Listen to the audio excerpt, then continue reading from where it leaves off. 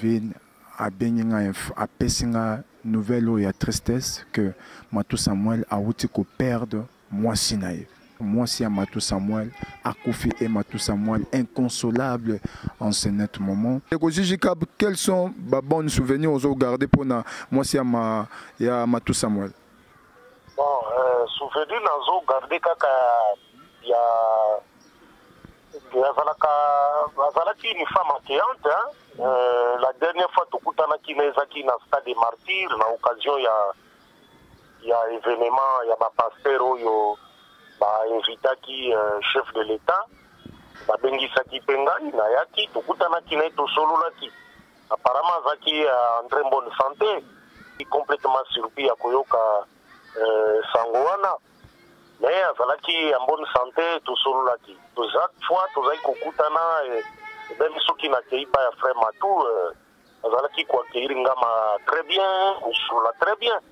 Ça comment à part bruit wana oyo salemaka na vidéo de triste mémoire oyo ngai moko na bengaka Matou na télévision elongo na ye pona s'exprimer au sujet d'ango et puis basengaka pardon na batunyo pour na faire on a comment donc je garde un très bon souvenir il y a une femme azalaki quand même malam et puis très accueillante. Bon na kosenga nzambe nda consoler avec ba multitude il y a ba question na zali nango parce que oyo zali je crois pratiquement troisième fois oyo ezako komela Matou chaque fois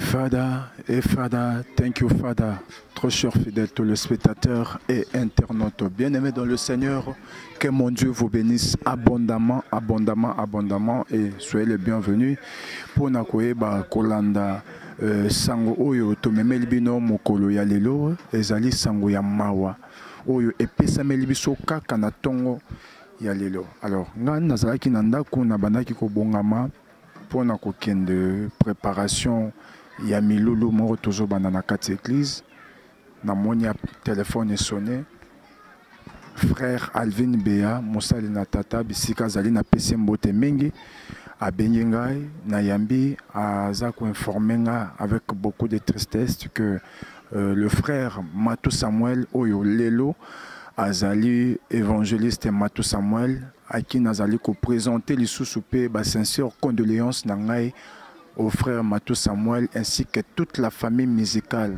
Corps du Christ ainsi que sa famille biologique. Nazali ko présenter ba mes condoléances nangai vraiment le plus attristé.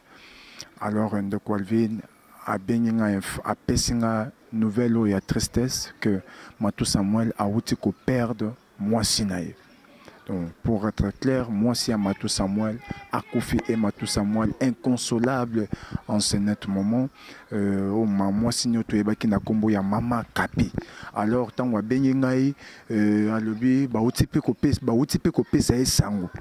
Alors tozolinga tozo moi ba confirmation parce que biso toza ba journaliste d'investigation ndenge toyekola ndenge toyekola na ba formation ainsi que na maboko pe na nzela ya frère Alvin toyekola makambo média loba na biso ken journaliste aza muto ki na koluka information à la source avant ayeba ko diffuser yango azwa kana information à traiter yango et puis à informer bato. Alors na kati ya recherche ya ba investigation ya information tozo lukano na kati ya ko traiter yango ensemble na bino pour ezalape diffuser directement na kati ya traitement. Voilà pourquoi nakobenga l'un de nos confrères onga nazobenga confrère aîné na kombo ya Jijika Jean-Jacques Kabea pour nakozwape confirmation il y a triste nouvelle où il y a disparition.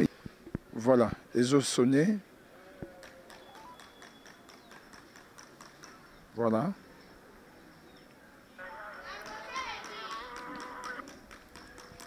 Allô Jijika Jean-Jacques Kabea, aux alliés en direct dans la chaîne YouTube Baza Kolandayo, La Voix Céleste. Bonjour. Bonjour. Voilà, Jijika, aux en direct, tu as triste nouvelle, Moroboe Awa, il y a disparition, il y a maman Kapi, moi aussi, il y a frère Matou Samuel Balobi qui a Koufi. Et ça, il y a solo? Bon, ezali nouvelle ngape Nayoki, il koki kozala ya solo, parce que la monia wa obenge komi moi ebele, nauti ko raté appelle la petit frère Naye. Oui, Jijika, le bio, on raté appel à petit frère Yamatou Samuel. Effectivement, Roger, petit frère Naye, Matou Ayebiye, Yende Asala Kama Makamouda Kenken, Nauti ko raté appel Naye, c'est sûr, peut-être qu'il y a informé Ikamboa. Voilà. Voilà.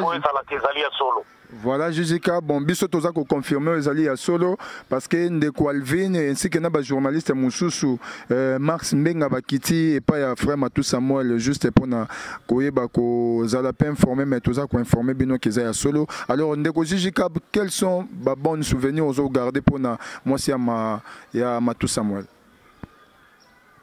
Bon, souvenir nazo garder kaka ya Azalaki une femme accueillante. La dernière fois, Tokutanaki Nezaki na stade des martyrs, na occasion il y a événement, il y a ma pasteur yo invité qui chef de l'État, Bengi Saki Pengai, Nayaki, Tokutanaki Neto Solo Laki. Apparemment, Zaki en très bonne santé, Nazali complètement surpris à Koyoka Sangoana. Mais azalaki en bonne santé tout solo laki. Chaque fois tozali kokutana même ceux qui n'accueillent pas frère Matou azalaki ko accueillir ngama très bien, solo très bien. Ça comment à part bruit wana oyo salemaka na vidéo de triste mémoire oyo ngai moko na bengaka Matou na télévision elongo na ye pona s'exprimer au sujet nango et puis basengaka pardon na batunyo pour na faire wana. Ça comment. Donc je garde un très bon souvenir, il y a une femme qui quand même malam et puis très accueillante. Voilà Jijika, une parole de consolation pour la famille ainsi que le frère Matou Samuel en particulier. Bon, na kosenga nzambe nda consoler avec ma multitude il y a ba question na zali nango parce que Ezali, je crois pratiquement troisième fois où ils ont la Matou, chaque fois, ça c'est la troisième fois ou deuxième fois? Non, il faisait la troisième fois. La troisième fois, donc, Ezali Kokoma, ça la penga malamouté, ils ont suscité énormément de questions. Bonzambenda yebi, biso monitozaba.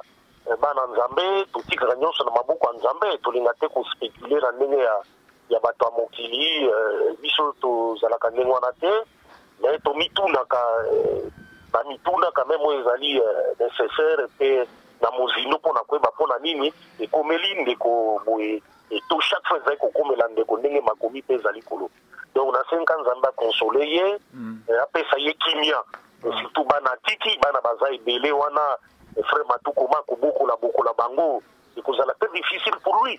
Donc il doit avoir absolument le soutien en Zambé pour na aiba Kobokola bana pe moral na ye ndenga kotika la ko père de moi si na ebio ya liboso ndenga kufaki koma Matou azalaki susu na ba capacité li susu penga pe moral kufaki o li susu komeli tu vois nenge ko salela. Donc il faut prier beaucoup pour lui, pour que nous allons continuer à consoler, pour soutenir moralement et spirituellement.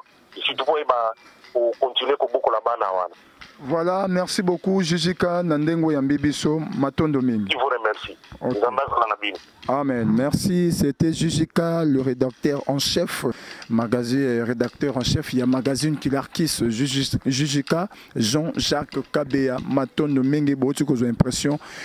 Alors, Tokosenga, na famille biologique, il y a notre frère, l'évangéliste Matou Samuel Bazala Makasi. La Bible nous dit, c'est Dieu qui donne, Dieu a repris, que son nom soit glorifié. Le nom de Dieu doit être glorifié dans tout moment, dans chaque temps, comme Nzambe Sengele à la glorifier. Nzamba zorara lokumute na makambo malam. Nzamba zorara lokumute à de bonnes circonstances, mais à de mauvaises circonstances, à se rappeler le kumu. À se rappeler le kumu ne loko nyonso. Ne loko kutu oto koko ndimate ke nzamba kozwa le kumu, mais yemoko. Et tant que bisobana na Nzambe ba Christo, et Seigneur te rendre le kumu et pas na Nzambe. Na bisoba etotikali, et loko toko senga na bisobanso, to banga Nzambe. Tobanga Nzambe lelo ezala mama kapi peut-être lobe kozaya yo lobi kune kozaya ngai toyebi tango te toyebi moma te toyebi tango te toyebi ngonga te kasi eloko za motuya tobanga Nzambe. La venue du Seigneur est vraie, mais c'est une surprise. Et belé ba kozala surpris ngamoko personnellement to kozala surpris, mais lorsque Christ akoya ko surprendre biso akoya lokola moyibi. Et lorsqu'il y a Kouya le Kola Moyibi, parce que Kouya le Kola Moyibi, toujours suscité le Komoko. Quoi? Et ça surprise. Un voleur, tant ozoya na katanda kwa bato surprendre rabatu. Et ça na mutu mon côté aye barakel le Moyibi Roya. Le jour, la date, l'heure d'un voleur pour visiter une maison, une famille, et banarate. Mais et ça la surprise. Alors quand Christ a connu un peu de surprise, a surprendre yo na etanine, a surprendre yo na endroit nini, a surprendre yo na action nini. Alors to milengelaka, to contrôlaka maloba, makanisi, elobeli, etamboli na biso, parce que ekozaka na nzela ya biloko na nde Christ a surprendre biso. Christ a kozela te, ti yo koma mo santo. Pour aya ko surprendre bisoté. Christ a roya na moment nyonso alingi pe a ko surprendre biso. Alors lorsque roya ko surprendre biso, a surprendre bisoté na kati ekobo, a surprendre bisoté na kati ba vol, a surprendre bisoté na kati ba fraude, a surprendre bisoté na kati escroquerie, a surprendre bisoté na kati osimbi micro sotanga kombo Yesu menasima Yesu escroquerie. Kindumba, Ekobo, Moyibi, Makambo Mabe Lokuta. Mais lorsqu'il faut surprendre biso, à surprendre biso, nakati ba bonnes œuvres. Voilà, on a côté Koyeba Kolobanabiso. Un grand merci na Alvin Béa Moussalina Tata, l'homme de Dieu qui est mon Dieu te bénisse, le grand formateur Nzamba Pambolayo, l'homme de Dieu, ainsi que toute la chaîne, ainsi que toute la chaîne, la voix céleste, Pe Balandunion sur la voix céleste, Nzamba Pambola Beno. Nzamba Pambola Balandunion so, ya Biano News, Oba s'abonner, te beau s'abonner à la chaîne Bino, Biano News. Que mon Dieu vous bénisse abondamment. Nzamba consoler famille à frère Matou Samuel, à consoler Bana, à soutenir Bana, à soutenir frère Matou Samuel, à passer ma tasse. Il y a quoi surmonter épreuve où ils ont dit très triste, très monnaie, où ils ont un soutien à Nzambe. Nzamba Pambola Bino, que mon Dieu vous bénisse abondamment. Bye bye.